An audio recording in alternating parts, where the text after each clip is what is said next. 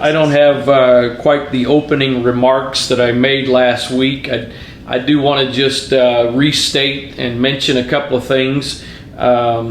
Again, I am not a sociologist, nor am I a psychologist, and I am here facilitating this first and foremost as a pastor with a burden and a compassion for this congregation, and that we will be everything we are supposed to be. So I'm not here for us to simply approach this from a humanistic perspective. We are here as a brother and sisters, as a part of the body of Christ.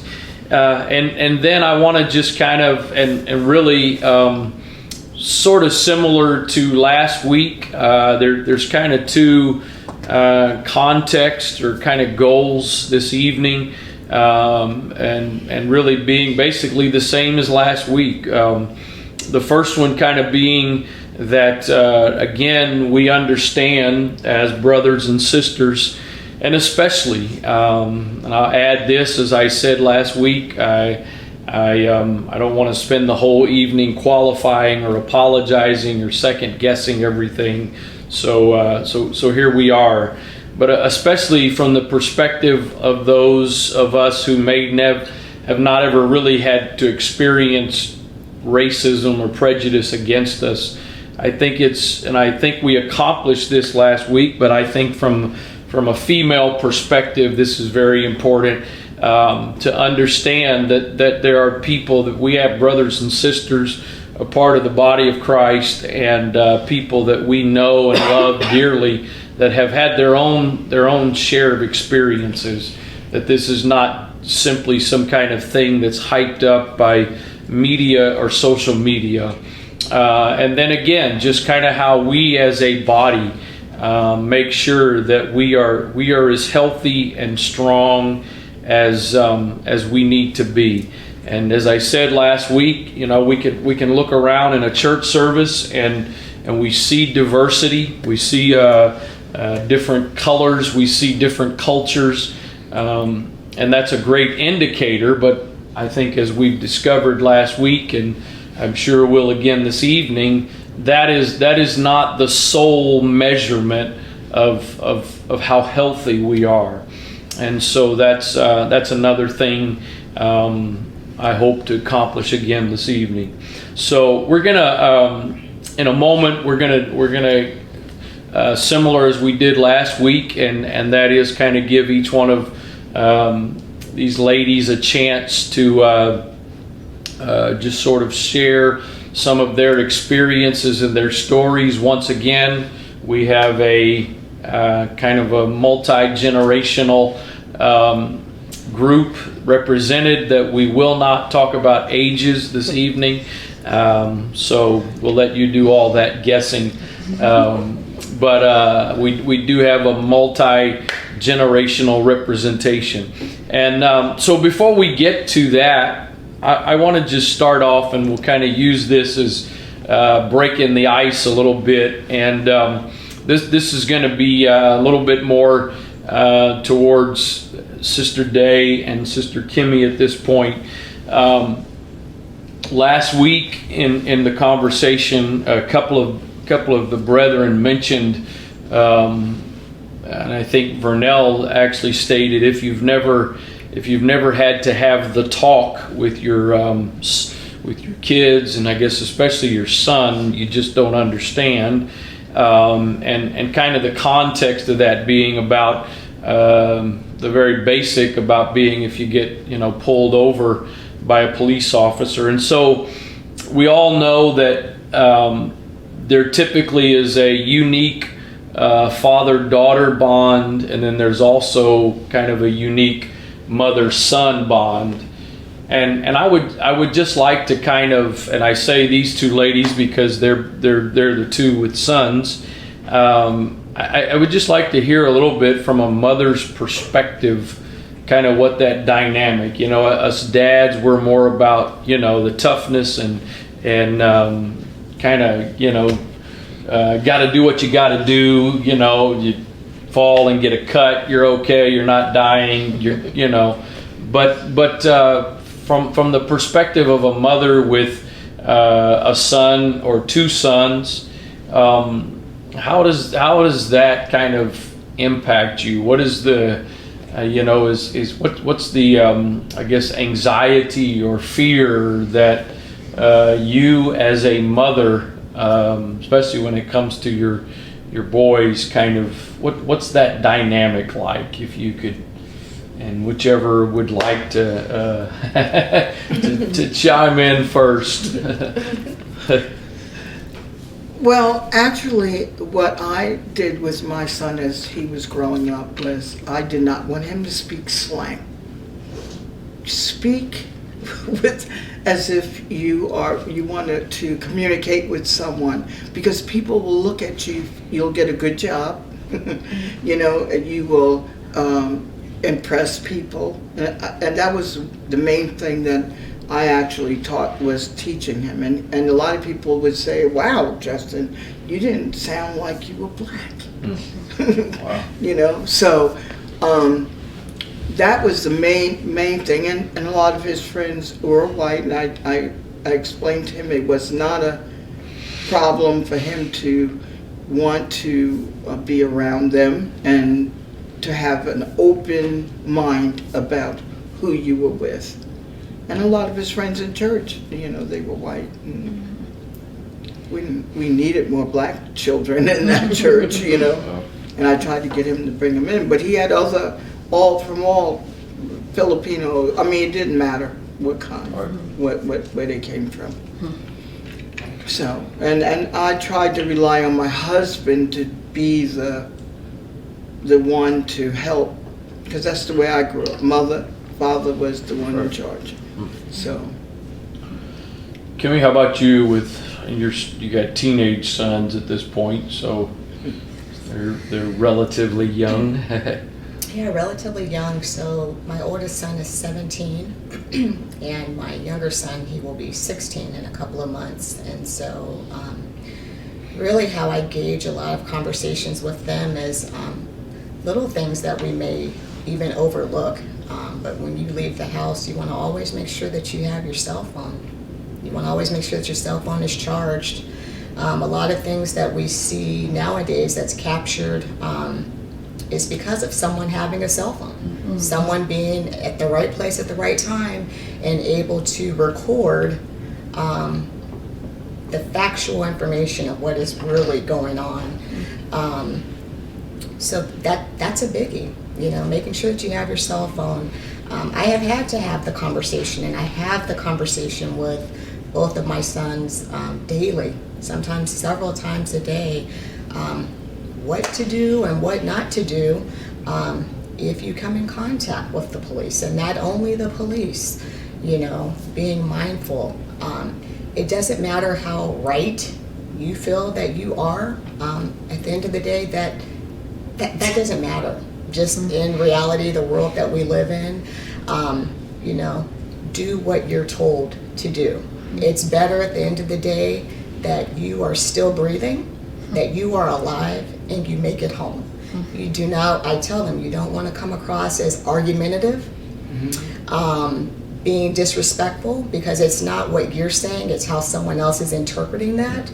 And you do not also understand their mindset and what they're dealing with, particularly if you're stopped by a police officer at that point in time. You don't know if they just had a negative situation with someone else who may have been black. You just really don't, we really just don't know. I have had to tell both of them, you want to make sure that your hands are exposed, that they're out. Don't search, don't go for anything, because that could be your life. That could be, oh, I thought you were reaching for something, and that's why I shot you, or that's why I tased you, or that's why, always a justification. I've had that conversation with them several times, and this is something, as a mother with raising young black men, that you're going to be looked at, number one, your color. That's the first thing someone's going to see, you know.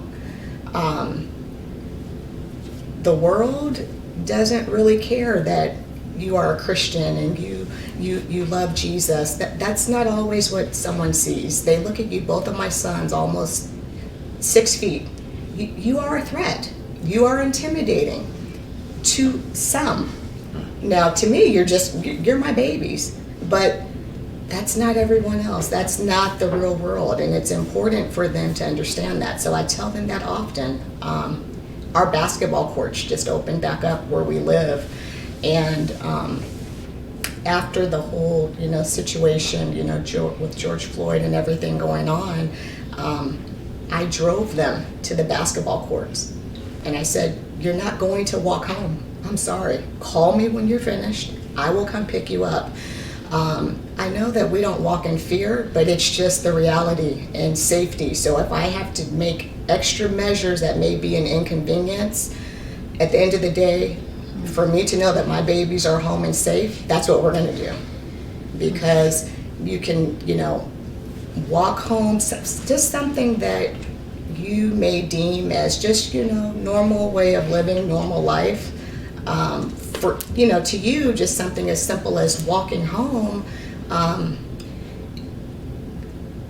it may not always be interpreted that way. You know, there have been so many young and old that have lost their lives over just, you know, that it should not have happened. So definitely having those conversations with them continuously so that they know, you know, and call me, you know, if you're somewhere, something happens, call me, get me on speaker, make sure everything is recorded. That's the biggie, number one.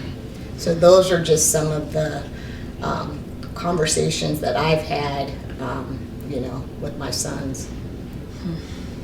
So I guess in just another moment on this thread, and then we'll kind of shift off. But as a mother, I mean, is there, and you made a point, we touched on this last weekend or last Thursday, and I want to just restate it again, and that is, you know, I think it's easy a lot of times to, and we've kind of dealt with a little bit the last couple of months with COVID, this whole thing about, you know, caution and wisdom, and you can, you know, some people want to just put that in the category of fear.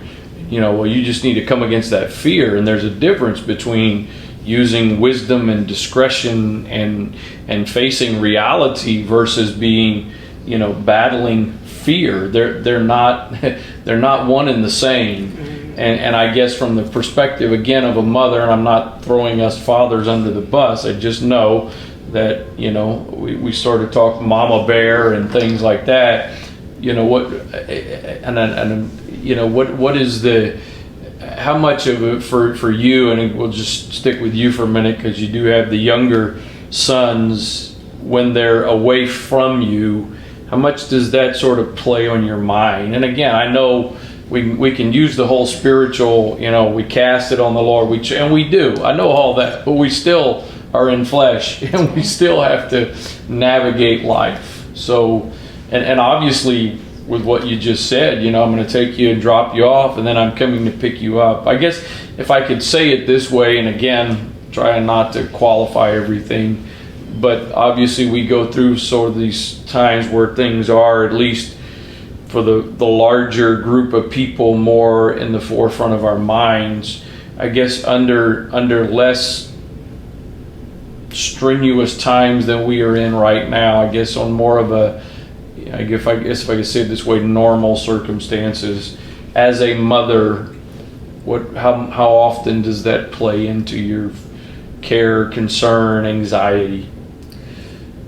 I would say always. Always. Definitely always. And my younger son, Messiah, he tells me, "Mom, I'm not a baby. Don't treat me like a baby." But if I call and you don't answer, or if I text, that's just, it's anxiety. And as you said, Pastor, we can, pray and we cast our children on the Lord and we pray hedge of protection and we plead the blood of Jesus. And, I do all those things when they leave my presence. But at the same time, when they are apart from me, if they are somewhere else, and it could be something as simple as if you are riding with someone else or even at the store, just literally anywhere you go, anywhere where my children may go, they can, the reality is they can be seen as a threat. To many people, they are a threat, just by the color of their skin. And that is something where that's not going to stop. They're they're not finished growing. They're going to get taller, and like I mentioned, you can be mannerable, you can be respectful, you can be kind, but and you can be in the right place. A lot of times we say the wrong place at the wrong time, but you can be in the right place doing all the right things and still lose your life, still be assaulted, still be traumatized, and the list goes on, of experiences. And it's those experiences and then dealing with the healing of those experiences, which one can't say how long that may take. Well, that was helpful to me. I guess I wasn't trying to sort of fish or lead you on, but I felt like there was definitely another dynamic as well. So we're gonna kind of go around the room here, and again, just give each one of these ladies some time, essentially as much time as they want to take. I know if we were in a room full of preachers, that'd be a scary thing to say, but I'm not too worried about that with these ladies. And so just to kind of hear from them, some of their experience, perspective, and then once we do that, we'll tag on some more. So again, if you will, just for the sake of those that may be watching that may not know, just kind of name and then basically where you were born, and with each of you, I know some of that will kind of be a part of your story. So Martina, we'll start with you if you don't mind. So I'm Martina. Most people probably know me as Melody and the Twins Mom. But I was born here in Anne Arundel County. I've been a part of Antioch my entire life. Two of my teachers are here, which is fun. So growing up, my childhood years, I never really experienced any racism, prejudice, any of that, which was awesome. But there was always that caution from my parents. Like, there's certain places that might be not the safest to go, especially once I started driving. Like, there's certain places that you might not want to go by yourself. And so that's something that when I started thinking about this, is that thought always in the back of your mind, like, I don't really want to go there. Or if I am going somewhere, am I going to be the only person there that looks like me? And that's always, that could be my personality as an introvert, but it was always awkward to be sitting in a room and you're the only black person, you're the only person that looks like you. So that's always something that's in the back of my mind. But my first experience with prejudice wasn't until the week after I graduated from Antioch. I went and started a summer program. And in that program, I ended up in a conversation with one of the guys there who started talking about the Mets and how the Mets have a player named David Wright. And I was like, oh yeah, that's my pastor's name. Like, that's really cool. And he's like, yeah, but David Wright's white. And I'm like, so's my pastor. And he's like, no, I'm talking about the baseball player. And I'm like, yeah, and my pastor is too. And it was like, he couldn't understand that someone who looked like me could go to a church that had a white pastor. And it was just, it blew his mind. And to me, that's what I'm used to. I've been surrounded by that my whole life. So that was kind of eye-opening. And then another really experience that kind of shocked me and can't think of the right word right now, but when I was my last year of college, one of my professors, while I was doing my student teaching, it was an election year, and we're having a conversation about my teaching, and all of a sudden he starts talking about the election, and I could tell by his conversation, he assumed that as a black female that I would vote a certain way, and it was very uncomfortable for me to sit here and listen to this conversation when I'm like, but I have other values that don't go by just what you see on the outside. Like, you don't know me well enough to know what my values are beyond what you can see on the outside. And that's kind of disappointing to know that somebody can look at you and only judge you by what you see and not even consider that you might have thoughts and opinions that go beyond that. So those are the two big things. Just Hello, my name is Sashana Grain. I'm not telling my age. Sorry. I was born in Jamaica. I moved to America when I was 9 years old, and that transition period was tough. And just like what Sister Kimmy just mentioned, the healing of the experience that you have, the healing of the experience is not just the experience. And the experience that I'm talking about is basically a 9-year-old girl not knowing that her skin is dark and being told that, oh, you're so dark, you're so black like tar, which tar is black, and my comeback will be, no, I'm not black, I'm brown. But the healing after that experience, it took a really long time to heal from that. I did not like taking pictures with other people unless I am holding the phone with the right angle, so that I can look a little bit lighter than normal. And if I see a picture of myself and I look too dark, I don't like the picture. So the healing process after that was just, it's a really long time. Kind of still struggle with it, but but my first real incident when it comes to racism, I was just reminded of this incident that happened at Best Buy just last year around this time, where there was this young lady. She was ringing out to customers. She was checking out customers, 2 people in line, one African American and one Caucasian.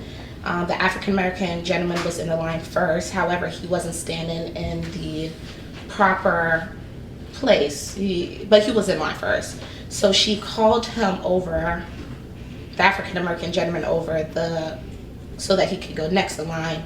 And the Caucasian gentleman, he was really upset, and he dropped his product on the floor and called her the N-word and walked out the door.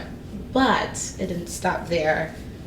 And I hear people getting called the N-word all the time, and like, okay, that's just an angry customer. Not really okay, but okay. But he went on Yelp and called the people in the store some really, really nasty names. And he was mentioning the entire store, saying that we are worthless ends that weren't taught how to show respect. And he said a whole bunch of different other things, and telling, if you're white, you shouldn't shop at this store because there's a whole bunch of ghetto people work there, and I'm the ghetto. But then he ended his whole review on the store saying that it was ghetto and infested store. And I was like, infestation? Wow. What? Wow. What? And I would say racism is a hard thing, and you really don't know if someone is a racist until you brush them the wrong way. Because if it was another Caucasian gentleman, he probably wouldn't act that way. He'd probably be like, oh, okay, I'm next. He probably would get upset, but he wouldn't have called an employee the N-word and went online and spill all of that about the store. Yes, the store is majority African American people. However, we're not the N-word, and he called us a whole bunch of other names. And it's just sad to see just last year the world that we live in. I think that, to me, one of the things that stands out about what you've shared is the idea that it's not necessarily things that are, it's not just, I mean, the second story there is obviously flat out racism and intentional, but more so your first story, and I say this very respectfully, I don't mean it, but it doesn't sound like it was necessarily intended to be an intentional hurtful remark per se at 9 years old from, I think, another child, I guess, if I understood. But it doesn't take away the fact that even if it's not a premeditated, spiteful, like the rant on Yelp, it doesn't change the fact that it causes those wounds that have to be overcome. And I think, and I'm just going to pause for a moment here, and this goes back to I think a few things that were touched on last week, and that is, again, the idea as a body, and especially first and foremost this congregation that we are all a part of, to understand that things that may be done in jest or lighthearted, it's not worth the risk. It's really not worth the risk of I didn't mean anything by it, but then why even go there? Why even, because I mean, I've known you for several years now, and understandably I've never heard that story. And thank you very much for your vulnerability to share it. And so we don't know those, and again, one of my burdens is that I don't think perfection is possible, because human beings can't be perfect, but I think we should absolutely be striving and expect a very high standard when it does come to the church and the body of Christ. So, Kimmy? My name is Kimmy Ezekiel, and I was born in Arkansas. However, I grew up in California, more specifically Ridgecrest, California, in the Mojave Desert. So growing up for me, I guess I would say that I lived in a bubble, if you will. Color, where we grew up, China Lake Navy base was predominantly white. About 4% of the population was African American. Color, I didn't know color at all.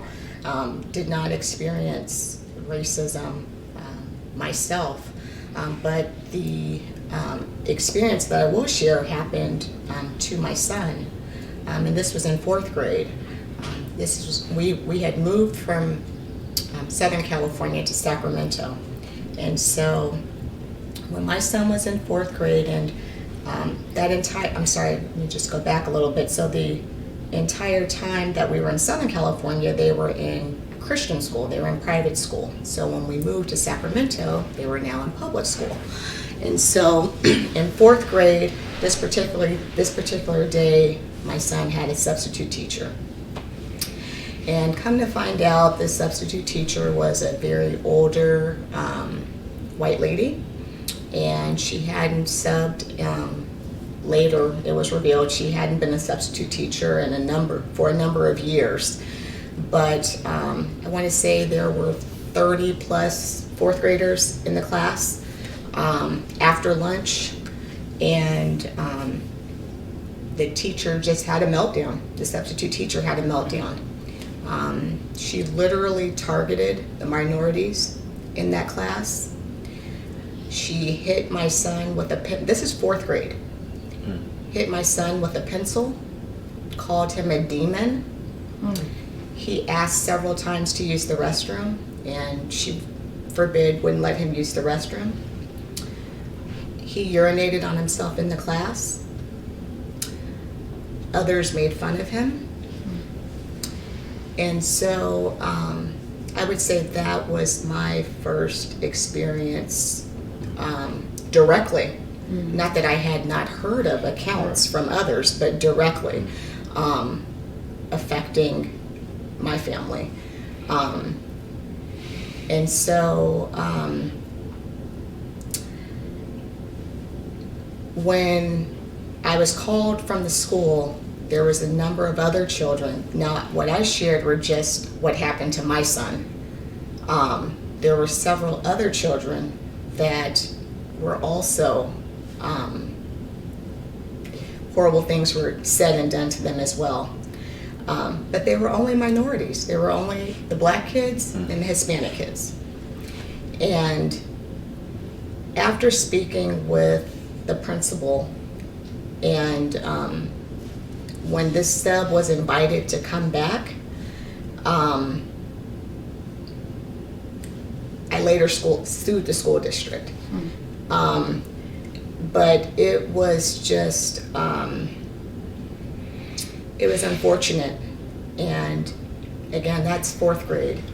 And we think about, when do we have these discussions with our children? At what age do we speak with our sons and daughters? Prior to 4th grade, I think Paul was 9. I had never had a conversation with him about, you know, you're black and you may be treated differently, or you will be treated differently. Prior to that, that was just not something that I would have thought, or that I even thought about as a mother, having a conversation at that age. And I had mentioned earlier about when we have experience, it's not just the experience. How long does it take to heal from that experience? The trauma and how that affects everyone. Then you have a child that now it has been revealed, I'm different. And why am I being treated like this by all of my teachers have been white? Literally all of his teachers had been white. I had never been treated like that before. What's different now? And so, yeah, it's interesting. My sister has a son, and she's asked, at what age, and mind you, my nephew is only 10 months old, what age do I start having these conversations? And what is the appropriate age to discuss that the color of your skin, you may be treated differently as a result. So that is just, that's one experience that deeply affected our family and took years, you know, to deal with the pain, the hurt, the therapy, you know, as a result of one experience. And why would you call a 4th grader a demon? I mean, just think about it. Right. What could this 9-year-old do? And then so he was tapping his pencil because, mind you, all of the students were interviewed. And so, you know, discovery witness and all of that, because, you know, it was a really bad thing, a big thing, media, everything. And so Paul was tapping his pencil. And that's when she came, grabbed the pencil from him, and then hit him with the pencil. And you have over 20-something students all giving the same accounts of, you know, what happened. And it's just, you know, why? You know, what makes one feel as though they are superior because of the color of their skin, you know? And it's a very real thing, and it's a very important thing, and I'm thankful, Pastor, that you are having these conversations, these discussions, because it is having those discussions, those communications, because there's a lot of pain, a lot of experiences, you know, that either directly or we know someone that has experienced something very hurtful, and oftentimes it takes something so tragic to be able to, get those things out and to talk about those, because we hold so many things in, so we can't just look at each other and say, oh, this has happened to you, Mother, this has happened to you, Sister Shoshana. We just don't know by looking at someone.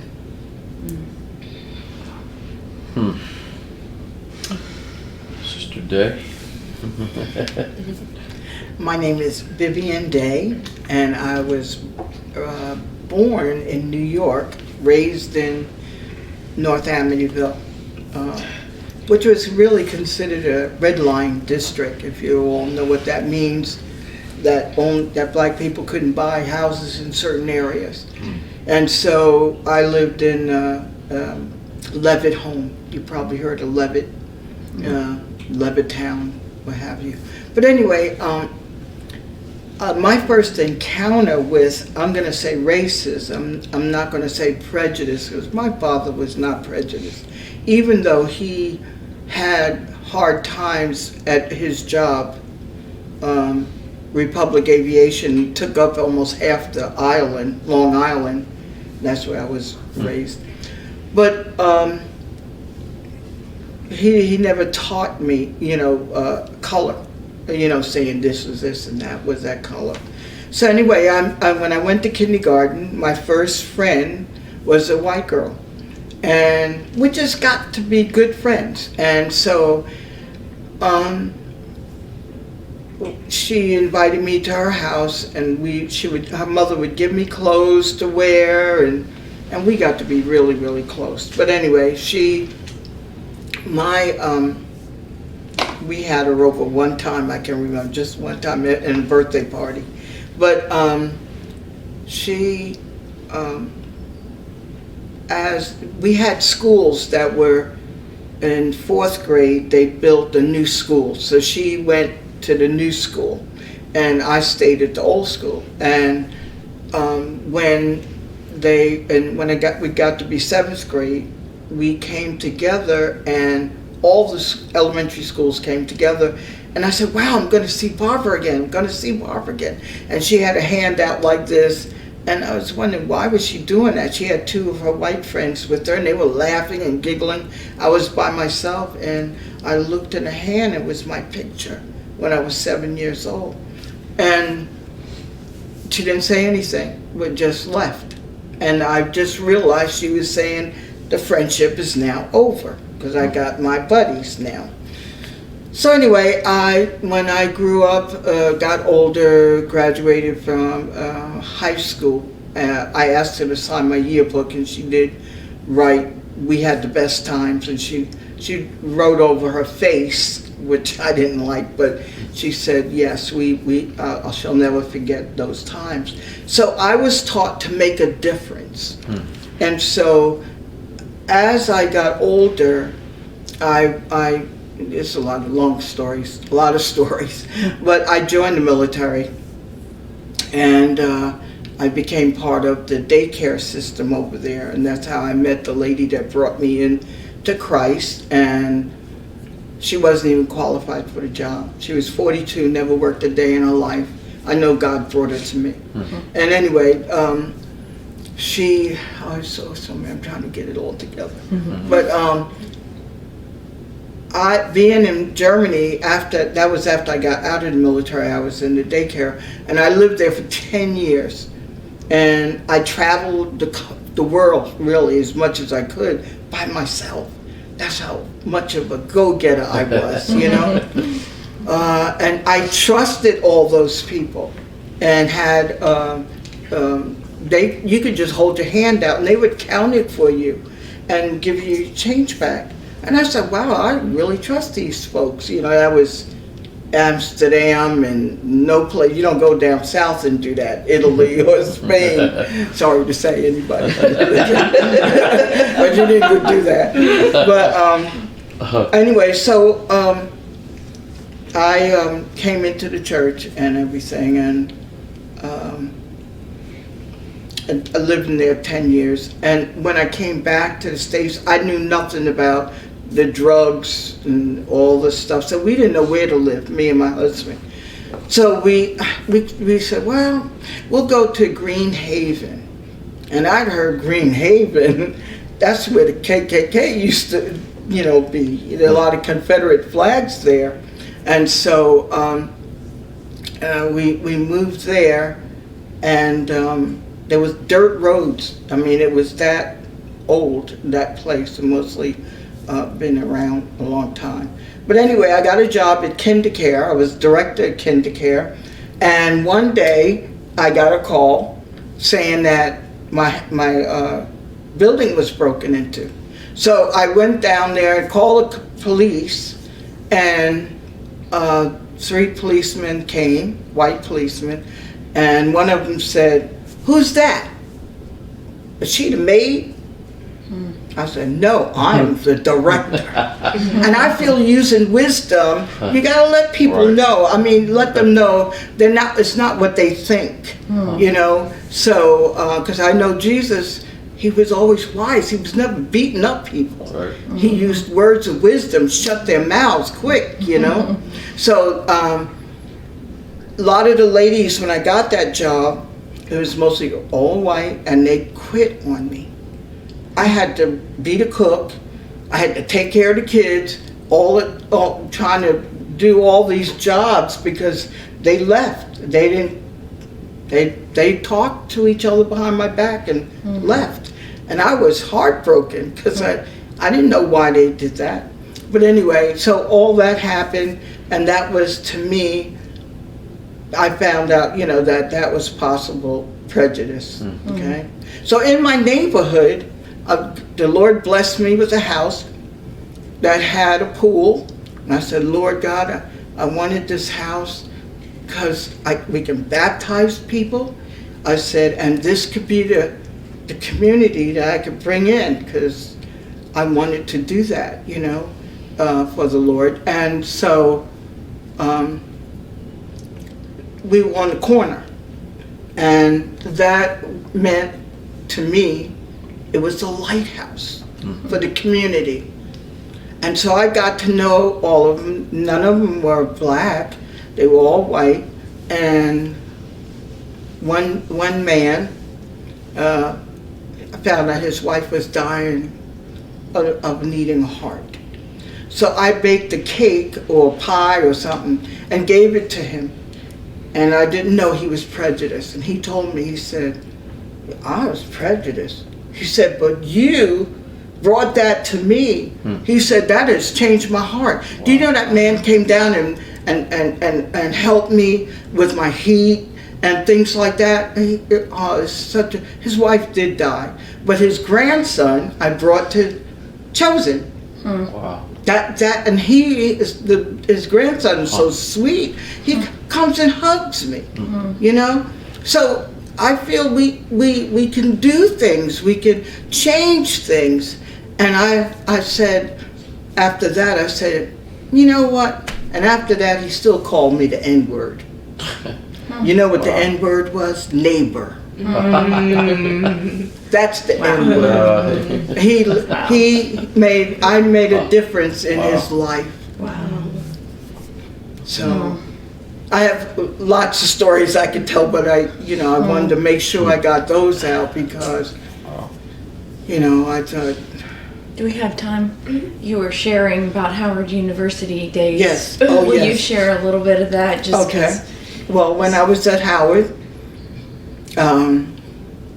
1965, 66, Martin Luther King got shot, and killed.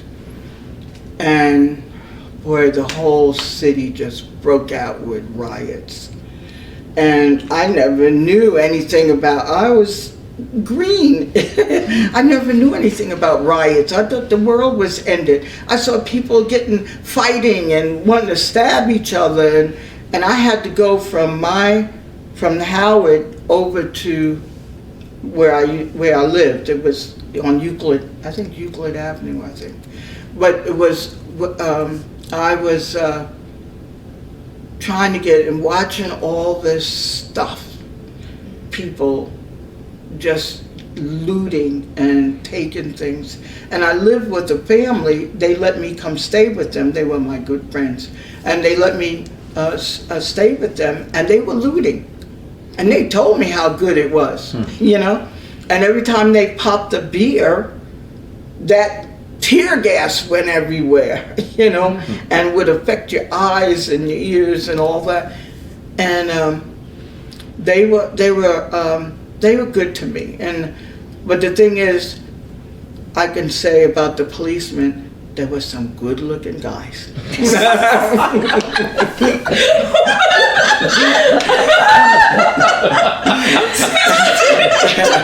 Now, did you think I was worried about Martin Luther King? No. Oh my goodness. Oh my word. Yeah. So it was. I enjoyed those days. I guess, get me back to you for a second, just because, you know, some of the perspective. So you lived in California and then moved out here. Just a little bit of the different perspective that you've seen. I'm not sure if it's good or bad to hear that, you know, not every place is the same, but I think it's important to kind of understand that a little bit. Yes, absolutely. So, for me, my experience West Coast versus East Coast, it's night and day. Both are night and day. California, West Coast, for me, I look at it as, you know, laid back, kind of free spirit, friendly, speak to everyone, just more relaxed, not such in a hurry. And then when we moved here 5 years ago, it's just, you know, hustle bustle, so quick. I can remember, you know, speaking to people and, you know, you can just tell the expression on the face or the silence. You know, they don't want to be bothered, don't disturb me. Not as friendly, more, I would say more, gosh, how would I say it? More kind of like tunnel vision, stovepipe, just kind of, I'll step on whomever to get to where I want to be, you know, me. So that has kind of been my just take on differences between West Coast versus East Coast. I remember, you know, I've worked at 2 different federal agencies since I've been here, and just speaking to, you know, different coworkers and different people saying, you know, and they instantly say, you're not from here. You are not from here. I'm like, why do you say that?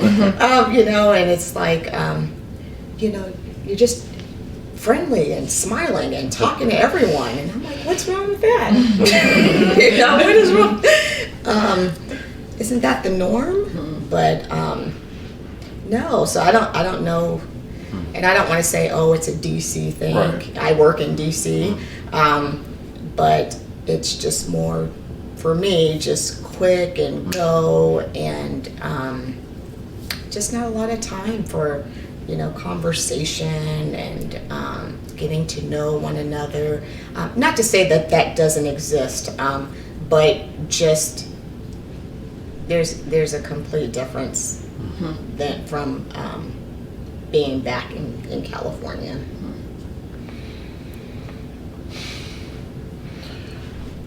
I guess maybe sort of shifting a little bit here. We were talking earlier. You know, I don't think anyone is ever born an atheist. I think you become that because of experiences and things you can't explain, etc., etc. And I think the same thing applies to this. No one is born racist. It's not in your blood, and it's the experiences, or, you know, obviously the home you're raised in can impact that.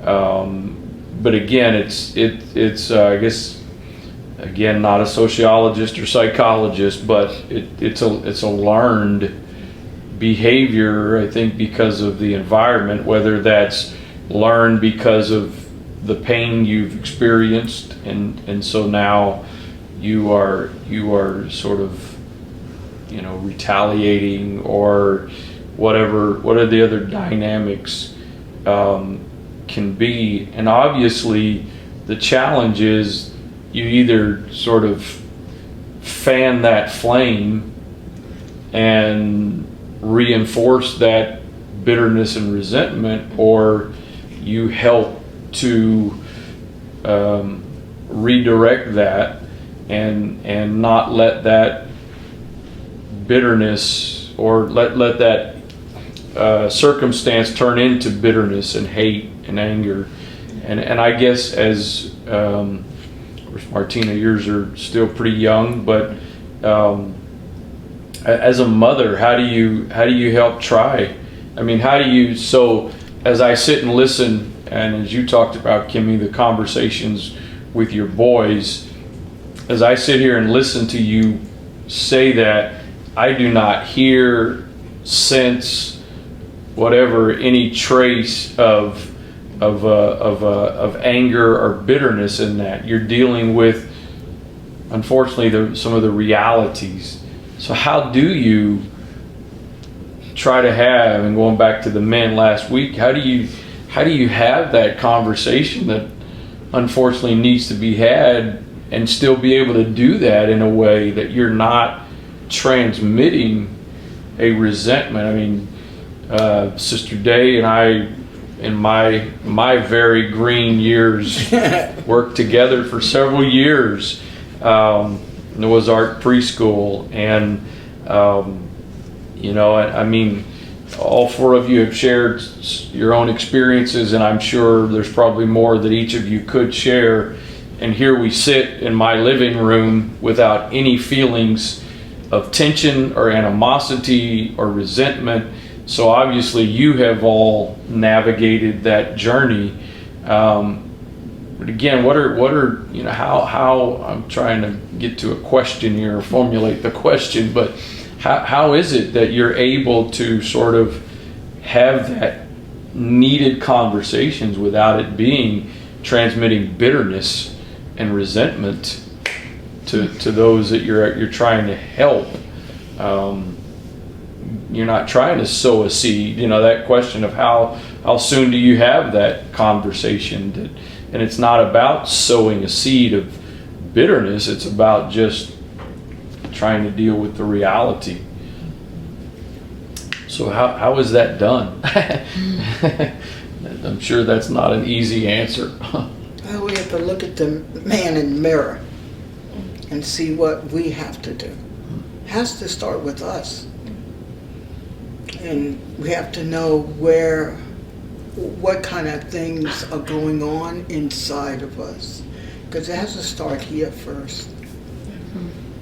I would agree with that, and I think, like you said, my kids are little, but even in my discussions with them, if they bring, like, Melody's getting old enough now where she noticed, well, you're a little darker than me and Daddy's lighter than me, and we say, well, but your skin is beautiful too, your hair is different from your sister's, but it's beautiful too, and teaching them to love themselves. And then, you know, as they get older, you know, there might be people that may not love you, and that's okay. Just like they might not love you just because of your personality. They unfortunately might not love you because of how you look, but teaching them to love themselves. And I think that's how you can go about, and I feel like that's something my parents taught me. Like I'm comfortable with myself, so I'm not really as concerned with how someone else might see me. Like, if you don't like me because of how I look, that's more your problem than it is mine. And it's unfortunate, but now I know to avoid you because you're just not going to like me.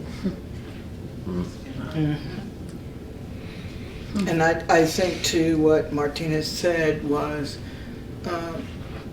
as loving yourself, it's loving that neighbor as yourself again. And that's why I say, my neighbor, that's why I love him, because I love me. And I think that has a lot to do with it, starting with.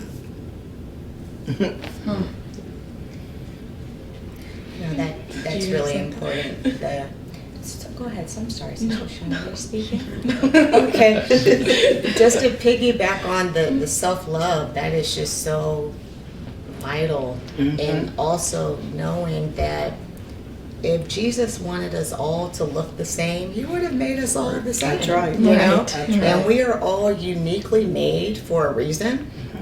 And, you know, Jesus loves my wide nose and my sister loves, and, you know, and it's okay. And, you know, going back to that self-love and being comfortable in your own skin, embracing, you know, myself, and being accepting and embracing, you know, receiving, you know, the next person and their differences. And we're all beautiful. That's right. We are all beautiful. And it really starts with just embracing and owning that within ourselves and being comfortable within ourselves, because we exude that, what's on the inside of us, you know, how we feel, you know, it comes out, you know, in our speech, in our mannerisms, and, you know, in our walk, you know, everything. It goes back to, you know, what's on the inside of us. I will say, I said a few weeks ago, and I have talked to my friends about it. You cannot fight hate with hate. It's like fighting fire with fire. It will become a bigger fire. Like, the only way you can eradicate the hate that's going on is with love. And sometimes even our love is not enough. We have to allow God to love through us so that it can completely eradicate all the hate that's going on in the world. Because it's just hate that's in their heart that's causing all of this different things that we're dealing with. And going back, self-love and allowing God to love through you, even though when your love is not enough and your might is not enough, you have to allow God to love through you.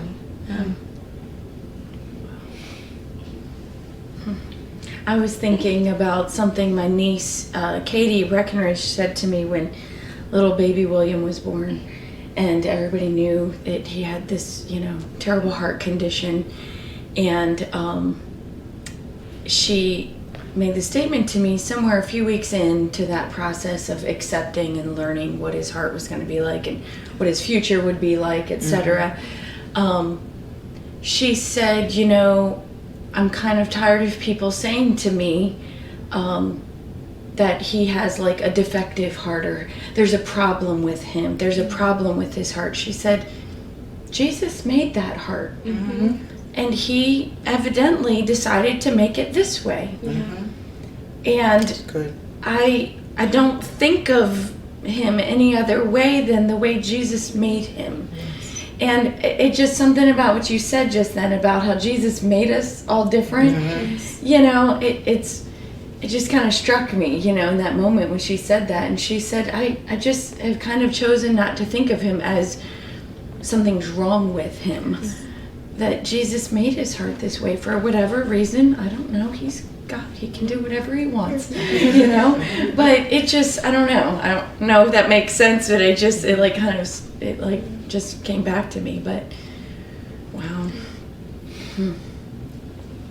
I think that's, you know, in trying to, over the last couple of weeks, communicate things that I felt like I needed to, and not, as I stated last week, you know, maybe not necessarily getting it across the best way. I think what's some of this tonight is reinforcing that again. Not that we shouldn't care about what's going on in the world, and not that we shouldn't try to have an impact, but at the same time, I mean, you're talking about the 60s. Of course, many people are aware of that, but you know, you're talking about the 60s, where you saw basically the same thing we're seeing today. And the old saying, history repeats itself. We you know, obviously in some ways, in some areas, there have been progress and improvement in society, in the world, and to a degree there have been some improvements in things through the years with regards to prejudice and racism, but it's not solved. And it goes back, I think, totally what Shoshana is saying. You not only you can't hate with hate, but humanity can't fix what is, a condition of the heart or the spirit, and especially the wounds. And then it's so easy for the wrong reaction to happen when there's that wound that only festers that further resentment and bitterness. But I think the thing, again, this evening is reinforcing is the potential of what can happen in the body of Christ, and how that, again, it's not going to be perfect, but it really can be a place that is not influenced by what goes on in the world. We can have this, it's almost it's almost a kind of, somebody used the word earlier, it's almost a bubble, so to speak. I think the understanding that we can have that sort of safe place, and should have that safe place, and that ultimately that's the answer.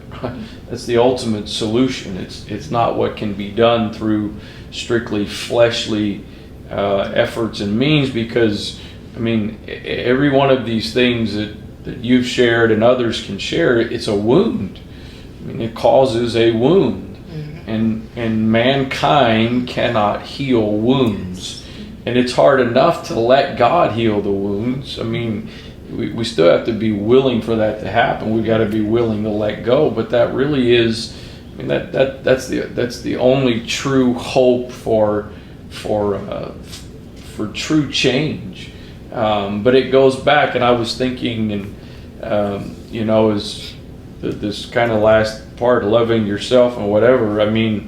It's kind of funny how in the wintertime, I cannot stand seeing myself on the live stream, because I lose all my tan and I look as white as a ghost. And then, so I'm people that are white are too white, and then you're too dark. And then we were in an Asian country several years ago, and one of the consistent advertisements on the television was for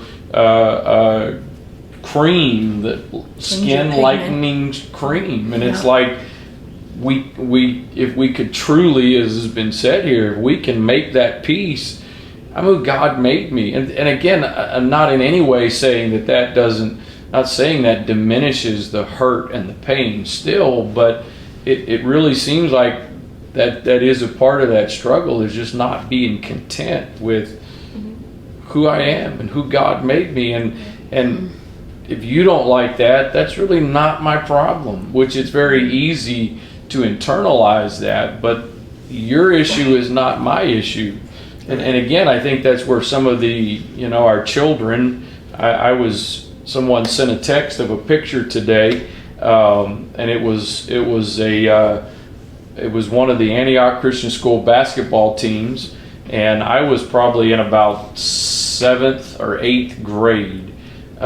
We only had a varsity, we didn't have JV, and so they let me. I pretty much just sat on the end of the bench, but there was probably 12 guys in the picture, and there was only 2 white guys in the whole picture, which goes back to what we talked a little bit about last week, and that the idea that from a Caucasian perspective, for me to say I don't see color, I meant that to be a positive thing, but that's the life I knew. That's that's what we understood, and that's where and I don't think, and I'm going to say this because to me Bishop and Mother Wright are the ones that helped set this course, but we obviously know it's not a given that just because it's the church that issues don't arise, which again is part of the desire that I have, is that in being conscientious of these challenges, that we don't in jest or in light add to unnecessary wounds that are very, very real wounds. So I don't know if anybody else has anything related or the question or topic wise, or something you'd like to just insert or add in to the mix. It doesn't have to be strictly off of a question. I was just thinking back to Martina when you started and talking about how you were not necessarily comfortable if you were, like the only black person in the room. I find it interesting that the Lord allowed me to attend a primarily all-black college. Girl. So Shauna and I have Bowie State University as our alma mater. So, but I actually went to that college in 1991 on a minority scholarship. I attended that college completely free with a minority scholarship. For 4 years. The 5th year, 5 years. Wow, I still didn't get my degree. But the 5th year, I had to apply for a different one because they were not offering that. But it was a really interesting time for me. I often found myself as the only white person in the room, and it was so good for me, to really experience what that was like. I've had a similar experience when we attend like our Hispanic daughter work. I mean, that's even more crazy where you're the only one in the room that is white, but it only speaks English, or just, whatever. And so, I mean, it's really good. And it just helped me to get a bigger picture view and always try to be conscientious of that uncomfortable feeling like you were having, I don't know why I said that. I had a reason, I can't remember now. But I just was thinking about some of that. Maybe it's just because Bowie State was in the room. So Shauna graduated last year. I was very jealous. I was going to say, I had 20 more credits. I'm so close. That was 24 years ago. Well, the church I attended overseas in Germany, I was there 8 years. So when there was a new person coming to the church, we all went to them almost like a line and invited them to eat. Mm-hmm. I think it's very important that we acknowledge new people because, I hardly know Miss Kemi, but I've gone up to and introduced myself. Mm-hmm. But it's just that we don't gel. I see the same people go to each other, and I don't know who they are friends with, but it's very important, I think, that we get to know other people. Mm-hmm. And when I first came there, it was a year before I met Bishop, the pastor. I told somebody, I said, look, I haven't even met the pastor. I know who he is, but I have not actually met him. Mm-hmm. And I've already spoke with both of you when I get my teeth fixed. But then I'd like to converse with you. Yeah. I've been out with Sister Wright, and that was the thing I always did. I always made sure that they knew who I was, and I think it was important. That's important. Yeah. I think that's so, tagging off of that, again, especially in the climate of our world, and obviously it's a little more intense at sometimes than other times, but I think that's why, we have to be mindful, especially from the context of the discussion these 2 weeks, to realize that people are coming in with those hurts and those wounds. Mm-hmm. And we need to demonstrate the love of Christ, also understanding that there could very well be a bit of some guardedness because of those past experiences. And you may not, it's like the whole thing of, if you've got a wounded hand, you're not just ready to reach out and shake hands with everybody until there's a bit of healing, and then you're more and more comfortable.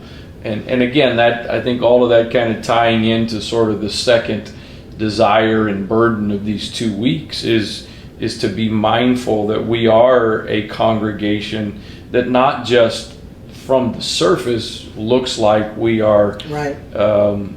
Diverse, but the health of it is such that we are helping to bring about, at whatever pace a person is ready, to see some of those wounds able to be healed. And all of this is actually a great tie-in to next week. We're gonna spend one more week, and as I've said last week, 1 week or 2 weeks or 3 weeks is definitely not the be all to end all or enough. And I think hopefully one of the things we can learn, and I can learn as pastor, is moving forward, not to wait on some kind of big event in our country, but to continue making progress and working together to be understanding and be. There's a book, in fact, I don't know why, but my wife has gotten it out. I just noticed it again, and the title of it is A Family That Heals. And I think it was yesterday I first saw it sitting out again, or today, either way. But when I saw it laying there, the first thing that came to my mind was in the context of this, of being a congregation that heals. And again, as Brother Brown said last week, and I deeply appreciate, we're not here last week or this week to say that we are a horrible congregation. Not at all. Thank God for where we are, but we don't want to be satisfied. And so we're gonna spend one more week along these lines, but the focus is, and it'll be some more discussion, but it's really going to focus on this idea of healing, because you got to be, as we all know, whether it's, I mean, we can add this, and if you've been sexually abused or verbally abused in other areas, you've got to be willing to engage yourself in that process of being healed, and so to kind of bring. And hear me carefully, please. Not to bring closure that we're done with this, but to bring closure at least to this first sort of season of this. We're going to shift that conversation about that healing and sort of being willing to embrace. I mean, again, that's the thing to me, for the brethren last week and you sisters here this week. You obviously have all overcome, whatever degree it may have been. You've had to overcome apprehension, because to embrace that process of healing, you got to be vulnerable. Yeah. You got to take that chance. Is somebody else going to treat me the way I've already been treated? So that's going to be the focus for next week, and I really believe that's going to be a kind of a positive culmination to this season. And what I appreciate about both weeks is the brethren last week and you ladies this week. There's not been any of this conversation from my perspective and from what I have felt from anyone that's come across as, I'm a victim and the world owes me something and everybody's bad kind of a thing.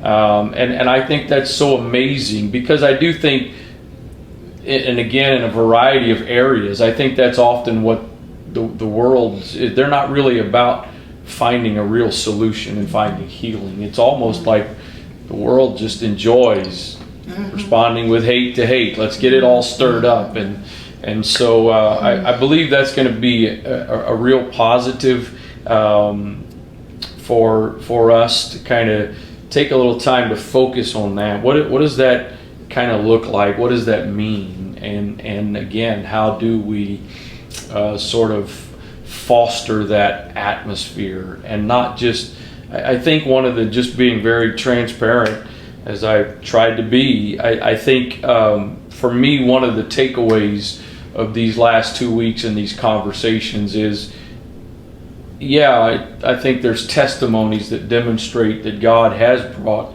healing about in lives, and He does that and will do that. But one of the takeaways for me is we can be a little more mindful of that. We can be a little more conscientious and helping to facilitate that. I'm not saying I have all the answers of how we do that, but I do feel like we can do that. We can be more conscientious of facilitating that healing process. So I deeply appreciate you ladies and your willingness. Again, I respect the vulnerability and all of that to be willing to participate in this, and so I deeply appreciate that. And I think unless anybody has any final remarks, I just have to say how much I love this lady. Yes, I agree. And You know what is amazing though is how much she has loved our children. yes, I don't know if you know. I mean, well, of course you know, you bought them, but I don't know if you realize that we still have somewhere in little treasure boxes. Do you? The little books that you bought every one of my children. She had custom books made there's a whole story, and in it they're talking directly to my child. So, dear Elizabeth, or to Elizabeth, and Elizabeth's in the story somewhere, and then there's one for Esther, Timothy, and Nathaniel. I'm glad that And that's right. it's just, you've been precious and dear to us Thank all you. these years, and you have given to us freely, and it's taught us a great deal, and I appreciate that. So I just had to say that since we were on the record. and you missed a cool piece of trivia about who babysat you. Oh yes, You yes. gotta add. We are getting the autographs of this woman tonight. Oh, Tell can I add- everybody. Yes. Oh, my babysitter was Donnie McClurkin's grandmother. Hey, just telling you. When he was born, then he moved from my neighborhood. They moved away. She's famous, folks. Yeah, that's awesome. Well, That's awesome. thank you all, and to those of you who have joined us this evening, thank you for joining us, and it is definitely my hope and prayer that tonight as well has been a help and a blessing to you. So God bless you.